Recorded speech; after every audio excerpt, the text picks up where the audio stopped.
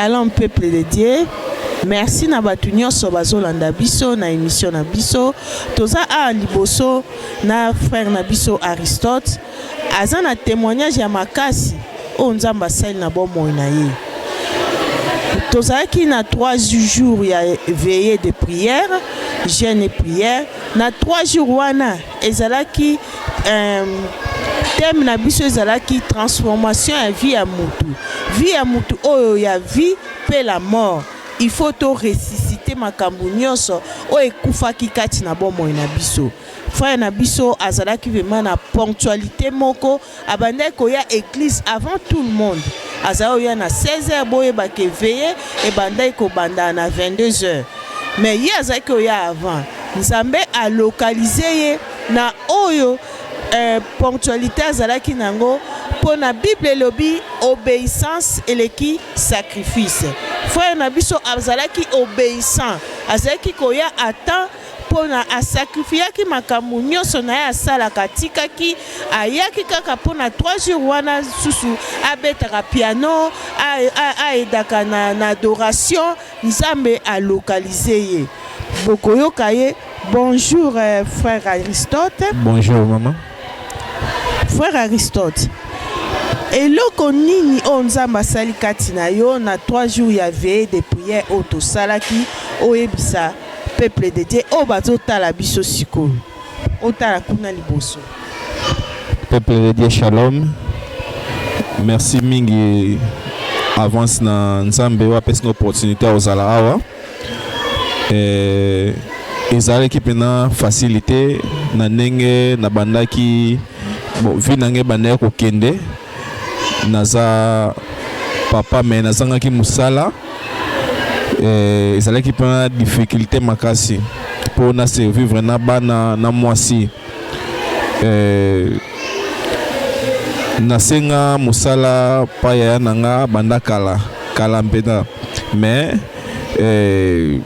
a répondanga te a bandaki ko memanga kaka na ndenge moko ya ndenge ya lingaki mais na prière ya 3 jours oyo Nzambe a localisé nga asali miracle na vie nanga moko tisiko nazokamwa nasali batan ebele pena nasambeli ya ndenge na ndenge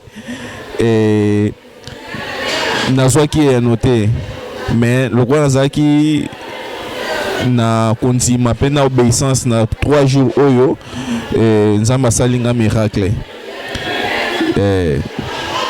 Nzamba sa lokumu na nyonso tu sima ya 2e jour oyo ezalaki ya veillée pe prière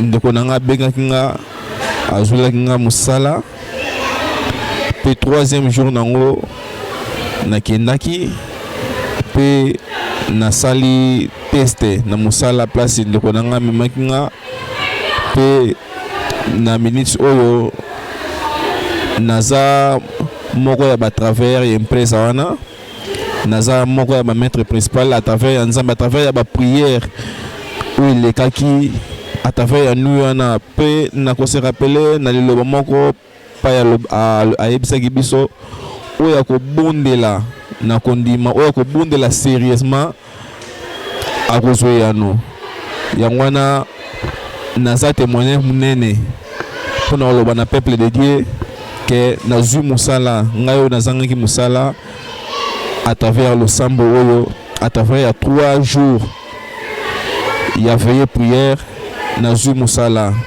Merci Binomo Bolandi ndenge frère Nabiso Aristote a expliqué ezali en bref frère Aristote a oumelaki mingi pona koluka musala mais Nzambe a localisé qui est na 3 jours à jeûne et prière na ndenge azaki obéissant ndenge azaki na foi ndenge azaki na amour ya ko sambela na makambo nyonso oyo abrisaki mingi kati na ye Nzambe asali ye grâce azwi musala na musala ngo pe eza n'importe quel musala te batie mbala moko principal ya équipe na ye mobimba yango tokumisi nzambe prophète Benvindu nzambe ya grâce divine oyo asali na vie ya frère na biso Aristote kala mingi te tokutana susu na témoignage mususu boyoka oyo nzambe asali na bomoi ya sœur na biso. À bientôt.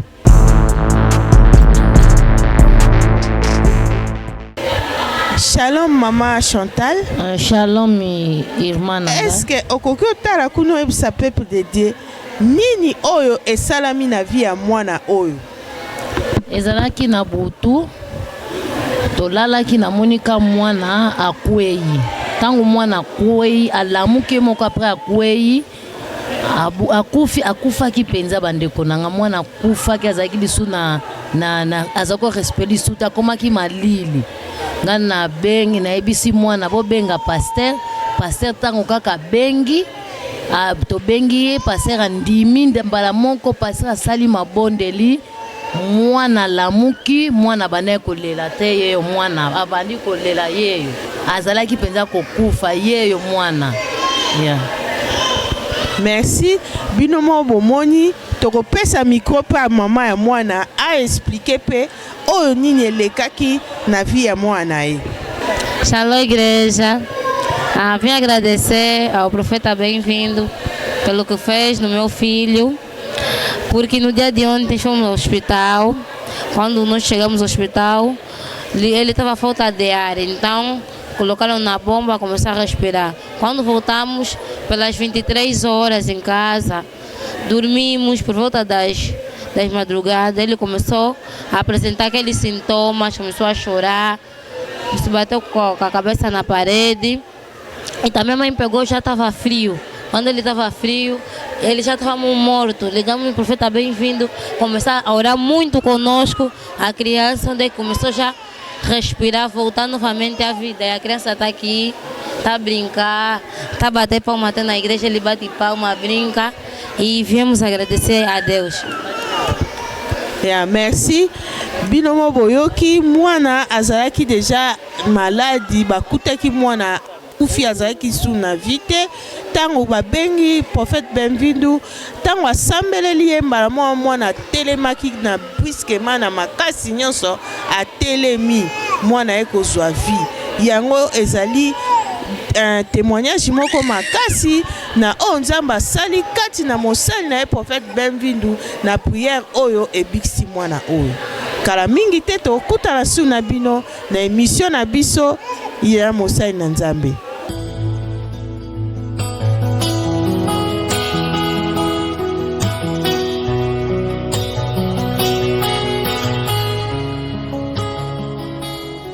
Shalom a todo o povo de Deus. Obrigada a todos que nos acompanharam do início até este momento que vamos fazer uma emissão com o servo de Deus, profeta Benvindu Njimi. Hoje estamos aqui com a nossa jornalista Mamã Madô Tumba. Shalom, Mamã Madô.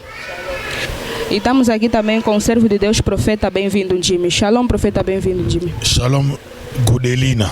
A primeira questão é acerca do ensinamento de hoje, que foi um ensinamento muito forte acerca do nome. O servo de Deus explicou-nos muita coisa que nós não sabíamos. E a primeira pergunta é: por que as pessoas que não têm revelação querem estragar nomes de grandes pessoas para poder subir? Obrigado pela pergunta. Deus seja louvado pela essa questão, porque essa questão é onde sentou muita realidade na vida de muita gente. Pior no juventude de hoje. Juventude de hoje, ele precisa muita coisa para entrar no bom caminho. Porque até Salomão disse: juventude é erro, mas é erro porque juventude pensa que todas as coisas para conseguir é fácil, mas juventude é futuro da manhã. Mas por que futuro da manhã hoje está estragado? Muita gente acerca do Facebook, porque Facebook, WhatsApp pode ser rede social. estragou muito a juventude. Tem pessoa que ele quer ser grande na vida, mas caminho ele está a seguir para ser grande, aquele caminho não. É caminho muito mal. Que a juventude hoje deixa de cobiçar, mas ele segue o tempo de Deus na sua vida. A vida não se força. Se você quer viver êxito na sua vida, tem que colar pessoa já tem êxito. Porque pessoa já tem êxito. Todo sucesso, toda grandeza tem um segredo ali.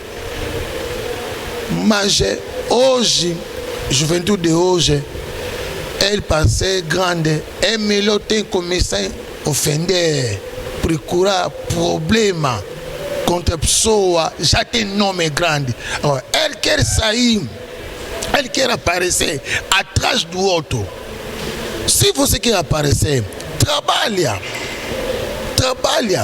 que todo trabalho que Deus vai te abençoar, o trabalho que você vai fazer. Deixa de ofender, deixa de passar atrás do outro, porque aquela pessoa que você está ofendendo, você está esperando quando vamos mandar mensagem, quando ele vai responder, vou pegar a palavra, vou publicar, todo mundo para saber que eu sou grande. Não. Muitos jovens que começaram assim, cair muito cedo, e depois desapareceu muito cedo, porque ele começou mal.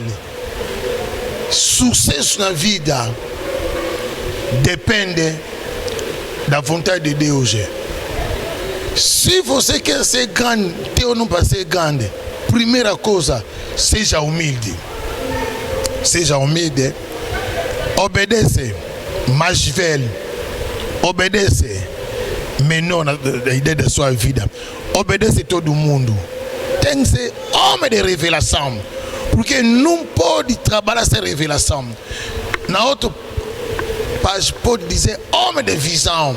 Que a sua visão é aquilo que amanhã você vai ser grande. Mas deixa de cobiçar a vida dos outros. Deixa de seguir a vida dos outros. Lugar de seguir, se humilha à frente dele. Porque quando você, nome pequeno, se coloca um nome grande, tem que saber qual é o segredo de sua vida. Hoje, teu nome para ser grande. Eu também, eu quero ser grande, mas me ajuda, me ensina. Qual é o caminho eu posso seguir? Amar também, meu nome também, para ser grande. Mas a juventude hoje não. Hoje é que já, para conseguir tudo rápido, para conseguir tudo já na minha vida. Ele não tem espírito de sacrifício, não sabe sacrificar, mas ele quer ganhar de favor. Por isso a juventude hoje está a morrer cedo, está a morrer muito jovem. É difícil hoje para passar, para ver óbito. Pessoa falecer com a idade de 80, 90, só vai contar 25, 20, 18, 30, 35, porque a vida que o jovem está a levar, a vida muito mal. Todo conselho para todo jovem de Cabinda Kunene aqui no mundo: se você quer ganhar êxito na sua vida, se humilha à frente de nome grande. Que a Bíblia diz que no Hebreus 7:7, superior tem direito de abençoar inferior. Não tem inferior, vai ter direito de abençoar superior, não tem. Só superior, se humilha à frente de pessoa, tem nome. A sua humilhação amanhã vai te levantar. Humildade não é fraqueza, humildade não é burrice, mas humildade é chave que amanhã teu nome vai espalhar o mundo inteiro, porque humildade é Deus está dentro de ti. Deus abençoa todo mundo, vai acompanhar essa missão, essa resposta. Jovem de hoje, recebe aquilo com a fé, mete em prática, vai viver a mão de Deus na sua vida. Merci prophète Benvin. Merci na batu nyonso o balandaki biso na kilti na biso binomo bomoni nde kilti na biso se déroulé. Toza na mosali na Nzambe, toza awa na journaliste na biso Sœur Godeline. Bonjour Sœur Godeline. Toza isu na mosali na Nzambe. Bonjour prophète Benvin. Bonjour Maman Dotumba. Binomo bomoni toza na ba question mi balé mi sato kotuna ye po a éclaircir bino ndenge ni maté lekaki maté na biso eza toujours na les 7 étoiles soutem na biso eza toujours na étoile ya naissance na étoile ya naissance ebimisi makambo ebele lelo balobeli tina ya kombo po ba kombo tozo porter na famille ezo cacher makambo ebele po kombo eza adresse munene ya mutu tokoyoka o mosali na Nzambe ako expliquer biso. Bonjour encore une fois prophète Benvindu. Bonjour Maman Mado Tumba. Prophète Benvindu. Lelo o te biso concernant non. Na kombo olobi na biso ke kombo ebombi makambo ebele na kati. Opesi biso 5 points mais olobeli kaka moko. Yango question liboso eza boye. Okoyebisa biso nini na bato bazangi révélation o musala na bango ko critiquer ko humilier bato o baza ba grande personne asala kombo na ye Nzambe apesa révélation apambola ye. Mais ye loko azangi révélation azomona il faut salir to mosali na Nzambe po akoma pasteur bandimi baya pa na ye to mutu wana aza na grandeur ya makasi aza un grand business mutu asali asala business ya makasi ye alingi abebisa kombo na ye po na ye amata ba jeune pa lelo polémique ti na kati ya ba réseaux sociaux po na ko salir ba kombo ya bato nini o eza na place wana. Ça va, merci. La question là. Bon, nazolo bela étoile. Mambo étoile oyo ebizo bimisa kaka makambo. Ezo bota kaka mambo minene. Lelo yo mokili mutu nyonso alingi babenga ye grand prêtre ba respecter ye ba considérer ye donc tout le monde alingi azala supérieur mais la vie tous na ba supérieur to ba inférieur et biso tous na supérieur bo inférieur qu'il a osala te supérieur azali mais ana supérieur o azo a force azala yango même au force comme yango eba yango kita oko kita parce que ozui yango na voix ya malamu te oko kita mais la supérieur mususu abotama déjà supérieur na vie ki ba koma kombo na mabele koma kombo na ye fulani supérieur ato yo bomi yango mais écoute obomi so bimakaka parce que déjà supérieur. Tout le monde lelo sous jeunesse ya lelo réseaux sociaux et détruit ma vie ma jeune fille ma jeune frère rebelle lelo jeunesse lelo bazan esprit ya kolula kwa envier ba vie abatu ya kwa envier bato ba gagnant so monique envier vie ya mutuana aurait assimilé. Parce que l'humilité, c'est la clé, il y a grandeur. L'humilité, c'est la nzambe katina mutu.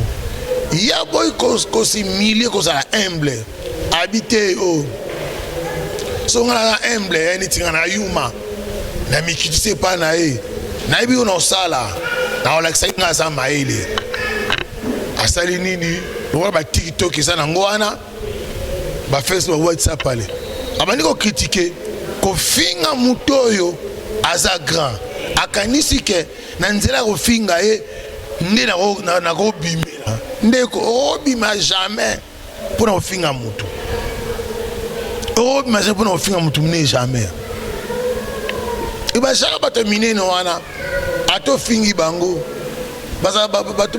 bato basomba calme baza na maîtrise makasi ofingi azokoétudie yo ayebi koma aokomiso moke aokitisa yo parce que grandeur epezaka grandeur eza passeport oyo moto akobengi international eyo olingi okoma grand na vie mikitisa luka osimile okangama na moto agania okomonezaka alakisa yo secret ne eza na kati mpona koma ndenge wana secret na ezali yo napesaki exemple moko ya kolamba nazo exemple ya kolamba na mateya omona kaka me biloko oyo alambi me bapesi bango kaka baingrédient nyonso ndenge moko mosanti moko ndenge alambeli ya ye solo wana nanu mutu alie te mais ça mutu na enga na yebi tozokola nge na camarade nanga moko camarade nanga na bosa kombo na ye te ta kombo ezala sami soki baolamba ye omona alambi fufu balambeli fole azosala ndeni atie fufu alie bula fufu esili na solo ya biloko donc supu eza te elote kaka solo wana bien mamo alamba kitoko na porte ya chambre na atimi na fête ya chambre na moso azo respire solo ti asisi bula fu mobimba noliki na vivant abie yalamba kitoko le mama biso na bisi mama déjà na bisi tata mwasi kene pa mama wana otuna yalamba ndeni tata mwasi teti tata mwasi ka ba beauté ka ba fie alinga te tuliaka biloko mba imayo donc mama wana ayaki ne riche te mais ayi na secret ya cuisine secret ya cuisine ezali secret ya olukambo ezali secret bis eloko nyonso na moke na secret même ministère mosali na to salo mosali na nzambe nyonso ana secret na intimité na ye na nzambe donc mutu nyonso tu chaque récite na vie ena secret moko so yo boyi kokangama na bato baganya oyo bakombo na bango eza minene oboyi kosimile oyo basekret ya récite ndeko okosufra na mokili oyo ozala kaka tono vide ozala neti comme si mutu oza na eloko te vi mpe elekeli oka ndenge wana parce que secret ya humilité ezali nini nzambe otombola yo so olingi otomboma lelo mikitisa eza na révélation yamba yesu kristo sambe avec révélation travaille na révélation obéi balwa ya nzambe obéi nzambe obéi bapara na se obéi bato basi baganya bato basi basala o balonga obéi bango nde baotombola kobosana te na teki bien riti na Naomi attachement à Rite parce que Rite alaki originaire moabite bato malédiction mais Naomi alaki Bethelmite alaki mwana Israël Rite s'attachaki na Naomi ayebisi ye nini peuple na yo akomi peuple na nga place yo kolala place nga kolala nzambe na yo akomi pe nzambe na nga tala attachement wana poto eba Rite so Naomi akenda na Moabi te toto eba Rite te attachement wana kangama na mutu aza supérieur mais secret nango mikitisa simile pa ya mutu wana afungolo secret nini otombo malobi kola pambola yo merci que é acerca deste testemunho da mamãe Chantal, que foi testemunho muito forte. Foi acerca do neto dela. Quando ligaram para o servo de Deus, o neto dela já estava morto. Mas o servo de Deus fez grandes declarações acerca daquele menino e eles vieram testemunhar hoje. Disseram que o menino ficou bem logo que o pai fez aquela declaração. O que o pai tem a dizer acerca deste caso que aconteceu ontem e eles vieram testemunhar hoje, no domingo? Muito obrigado pela esse testemunho. Acerca desse testemunho, toda a glória primeiro de Deus. Eu não sou ninguém para orar a favor de um morto volta em vida. Eu não sou ninguém. Toda capacidade vem de Deus. Eu sou sempre escravo, instrumento de Deus, mas eu não sou ninguém. Mas aquele, graças a Deus, colocou comigo, porque na minha oração estava a orar que Deus junte essa família. Junte essa família, abençoe essa família. Família será uma batalha, uma forte batalha. Bruxaria bloqueou, complicou essa família. Eu levo a sua dessa família no meu coração na oração. Mesmo a oração, família me ligou. Quando me ligou, eu disse: família, fique em paz, não se preocupa. Mamãe me disse que aqui, filho da Lídia, não está a respirar. Não está a respirar, não sei, filho da Lídia, não está mais em vida. Por isso, papai declara. Ele começou a declarar, fiz oração, até declarou Deus de aliança de meu pai, profeta Jeremias, meu fofo, declarou toda a palavra que o profeta Jeremias declarou acerca de mim na Nigéria, na montanha do poder. Declarou a oração que fiz com o doutor Manuel Okereke, declarou tudo. Declarou também aquela aliança que fiz com Deus, declarou essa declaração. Depois eu disse que volta em vida, volta, declarou, volta. Em nome de Jesus Cristo, ele voltou. Toda a graça é Deus que fez esse trabalho. Eu não sou ninguém. Por isso, todo aconselho, todos os irmãos da igreja, povo de Deus, cuidado. Mundo das trevas, Satanás também tem poder, mas nosso Deus é mais poderoso. Afinal, a mãe do menino, a mãe também, a avó dele explicou que a mãe do menino também estava morto na idade de 7 meses. A mesma história que aconteceu no filho, também a mãe dele aconteceu. Agora vou dizer, quando a mãe morreu, levou ninguém do combate espiritual, teve uma vigília, passando uma oração. A filha voltou em vida. Agora filho também fez filho. Filho dele também morreu com idade de 7 meses. Por isso ligou para mim, eu fiz oração, ele voltou em vida. Significa tem uma lei estabelecida. Essa lei está a girar na família, está a girar. Mas graças a Deus, essa lei, em nome de Jesus Cristo, nunca vai continuar, porque a verdade liberta. Conhecimento é a chave de liberdade. Conhecimento é a chave de solução. Povo de Deus, mundo das trevas, toda família negra tem lei, tem condenação, mas a bruxaria não tem poder em cima de Jesus Cristo que nos carrega. Recebe Jesus Cristo dentro do teu coração. Recebe Jesus Cristo como Senhor Salvador. Todo você vai pedir pela fé, pela oração, vai acontecer. Dentro do Cristo não é impossível. Tudo é possível naquilo que está acreditado. Eu acredito que essa lei de possibilidade entra na sua família, entra na sua vida. Você tem poder para declarar à frente de um morto, a vida volta, vai voltar. Porque Cristo diz que glória que você me deu, Deus, eu também descarregou. Na oração sacerdotal do João 17, mesmo o Cristo fez, nós também, Efésios 4:11, tem possibilidade de fazer, porque o Espírito de Deus está conosco. Deus abençoe a todo mundo, em nome de Jesus Cristo. Amém. Amen, prophète bienvenue. Question ya mibale prophète.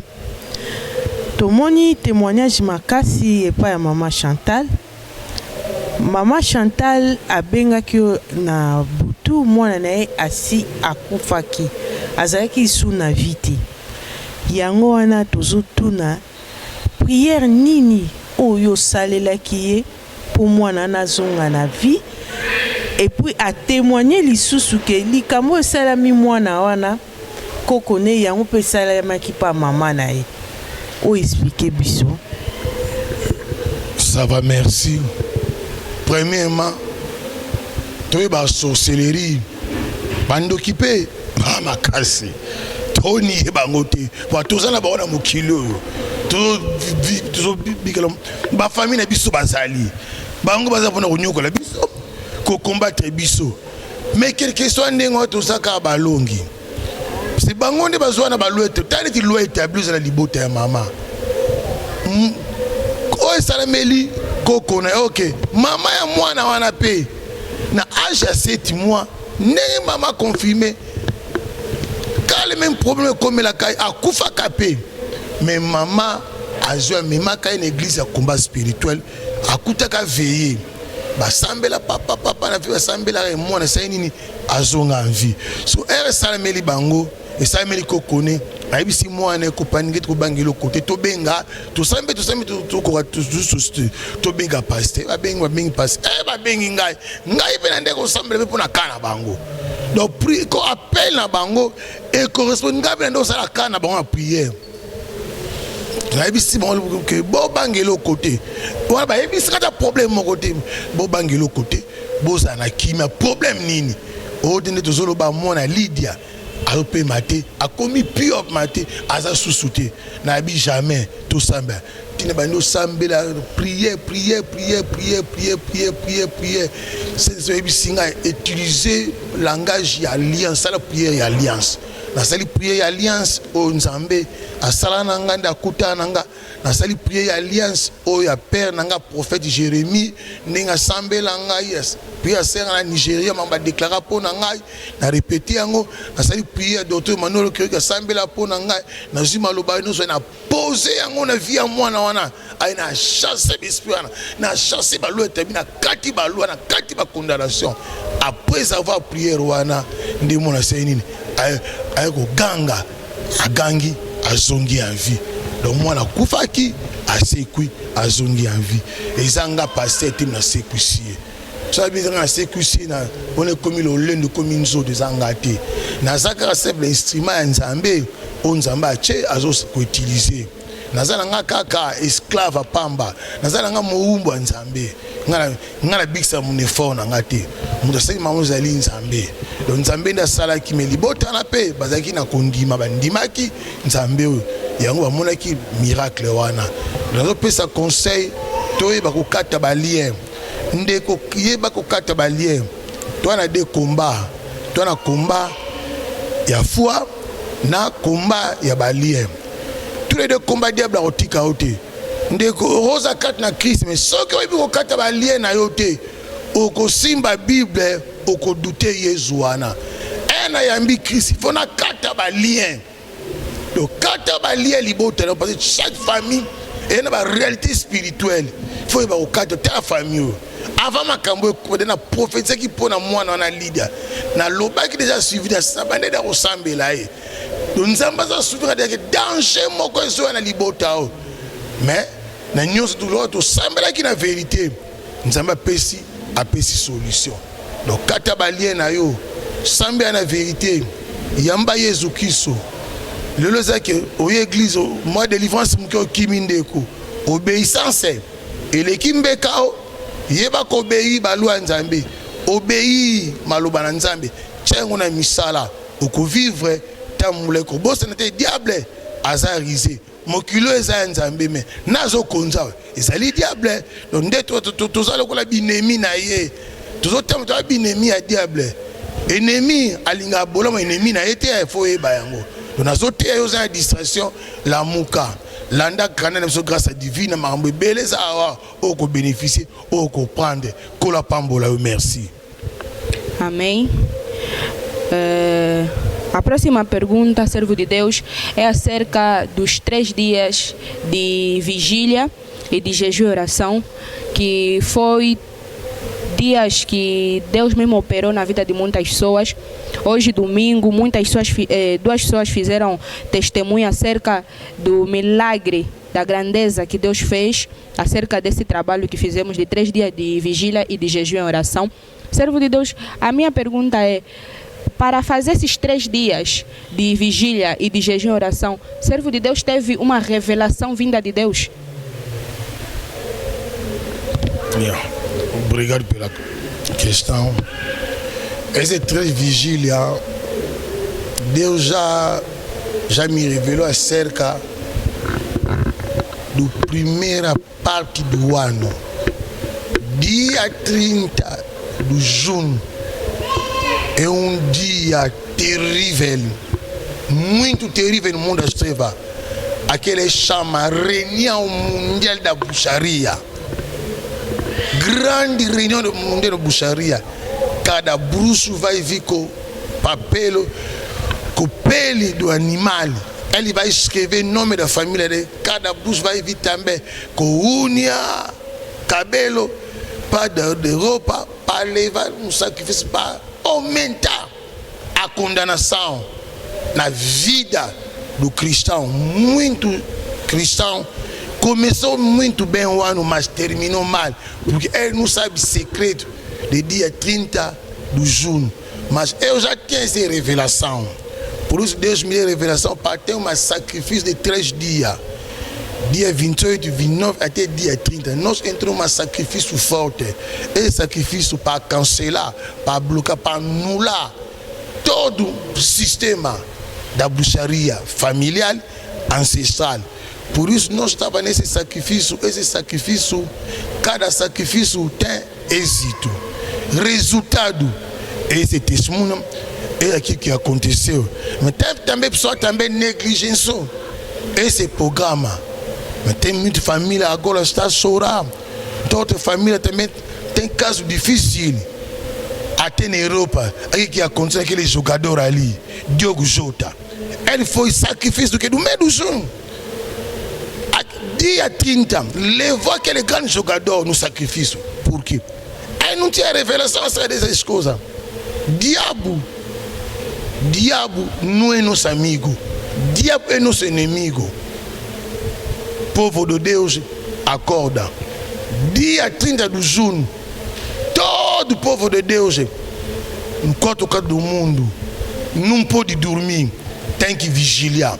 Procura uma igreja que adora a cruz de verdade, participa numa vigília. Quando não tem igreja, pode fazer vigília sozinho. Entra no rede social, procura nosso endereço do Facebook, nosso endereço de TikTok, porque todo o ano, que dia 30 de junho, nós vamos ter sempre vigília para quebrar, para anular a continuação de condenação. Vamos anular em nome de Jesus Cristo. Deus me revela acerca do calendário do mundo da chuva. Por isso nós fizemos essa vigília para condenar, para anular calendário diabólica, satânica na nossa vida, na nossa família. Merci, prophète, bem-vindo.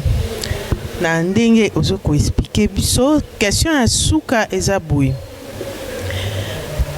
Tozalaki na 3 veillées de prière, jeûne et prière. Na veillée wana esalaki miracle ebele, bato ebele bazwi délivrance spirituellement pe physiquement. Révélation nini oyo ozalaki nango po osalisa jeûne et prière wana? Pour frère Nabiso Mousso a témoigné que frère Nabiso Mousso a témoigné. Ezalaki ne fort nangate, mais naïbaki déjà calendrier ya monde de ténèbres. Naïbi le 31 décembre makambo esala makambo pour voir bengango jour ya destruction ya destiné.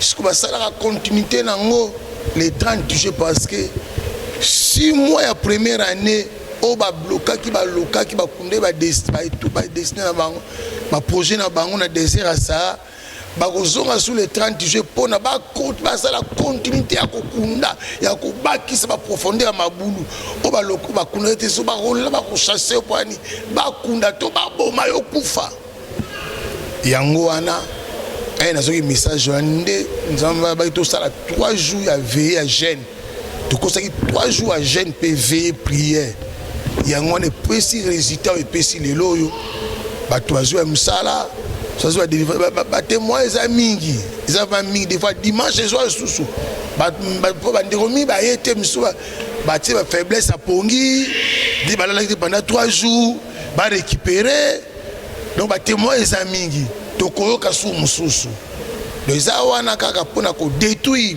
calendrier monde de ténèbres nazo peso conseil les 30 juin nyonso zo adresse biso à Facebook et à TikTok au côté de la prière na biso chaque le 30 juin chaque le 31 décembre il y a un jour où la première partie année la deuxième partie surtout la deuxième partie année donc on va koka quitter la première partie ba ko zongela yo po ba risa deuxième partie bible obinini suka likambolike bande ko bandana okutu ane mabe mosukisa malamu ki obandaki malamu osukisi mabe nzambe tozosambela aza nzambe bandako inachevé te anzi bandako abandi pe asilisi ndako tina suka donc nazoteya nde yo bima na distraction lamuka na pongi bima na milangwa bima na kindumba bima na nuzozoluka yamba Yesu Kristo na bosolo sambela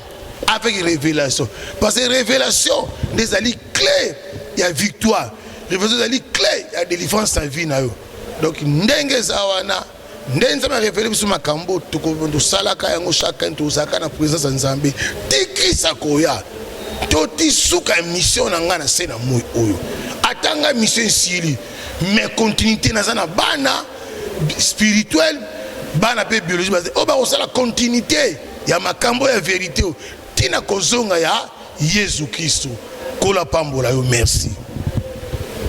Obrigada a todos que nos acompanharam do início ao fim desta emissão. Vocês ouviram os detalhes que o servo de Deus nos deu hoje. Agradecer também a todas as pessoas que nos acompanharam, a todas as famílias na Europa, são muitos, na Europa, África, Ásia, América. Muito obrigada a todos que nos acompanharam. Obrigada também àqueles que estão por trás das câmeras, irmão Patungolo, a irmã que está na live, irmã Teresa. Muito obrigada a todos aqueles que nos acompanham de Cabinda ao Cunene.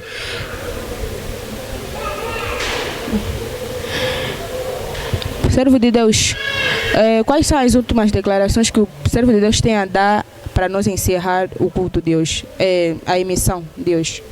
Ça va, merci. Bon, déclaration au Lobarak, ndeko yamba Yesu Kristo comme Seigneur puis sauveur abo moinayo. Koyamba te me confesser comme Seigneur puis sauveur na bo moinayo. Toyebite akoye na butu alelo, akoye le 30 juillet, akoye le 1er août, akoye le 1er décembre toyebite mais akuta yo ozali prêt. Ndeko bima na skokeri, bima na bavanti yo pasteur, bima na manji pasteur.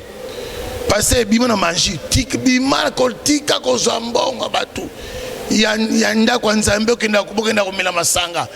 Bi pasteur bima na via likelemba. Bima na likelemba zali misala ya bondoki. Eza misala ya ténèbres malamu te. Otanga ede wa siste. Lelo église ba pasteur sa likelemba. Kozwaka mbongo ya nzambe ko bebisa na ba sentiment nzoto bima na vie wana zonga na bonzambe zonga na volonté ya nzambe kola pambola yo en nom de Jésus Christ homme de Deus sai na distração sai na kishikila deixa kishikila volta no caminho de verdade volta no caminho de Deus sai na distração você filho de Deus recebe Cristo como Senhor e Salvador. Daqui a pouco, talvez hoje de noite, Cristo pode vir. Talvez dia 30 de junho, dia 10 de agosto, dia 1 de dezembro, quem sabe, só ele, mas seja preparado na vinda dele, volta junto com Jesus Cristo. Deus te abençoa, abandona prostituta, abandona bebida, abandona tudo, volta no caminho de Deus.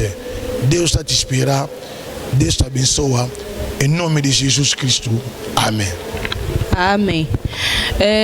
Temos culto todas as quartas, sextas, por volta das 15h50 e no domingo por volta das 8h30.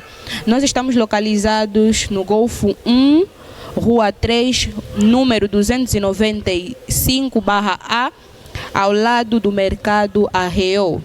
Muitos conhecem, ao lado do campo da 14, um campo que jogam bola.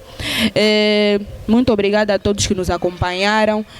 Nos encontramos na próxima emissão, se até lá Jesus Cristo não voltar. Topesi merci na bato nyonso o balandi émission na biso. Topesi merci mingi na mosali na Nzambe prophète Benvindu Njime ndenge chaque dimanche azolandela peuple de Dieu pour éclaircir toujours bango. Ça merci na bino vende bo disposer temps na bino ya ko landa ko sala émission esa facilité ba question ko préparer yango esa facilité. Nzamba pambola bino mutako buko ya loni lukwa tozolo na bozolo na musala nzambe bobuka pe na molimo bobuka pe na musuni ba famille na bino pe ba bobuka ba fuya o bozolo na kola pambola bino. Merci. Merci prophète. Merci na bato nyonso balandi biso libanda.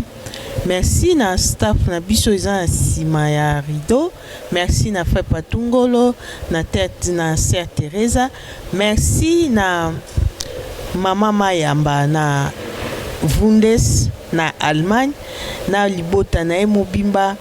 Merci na Mama Dorcas, Mama Linda na Londres.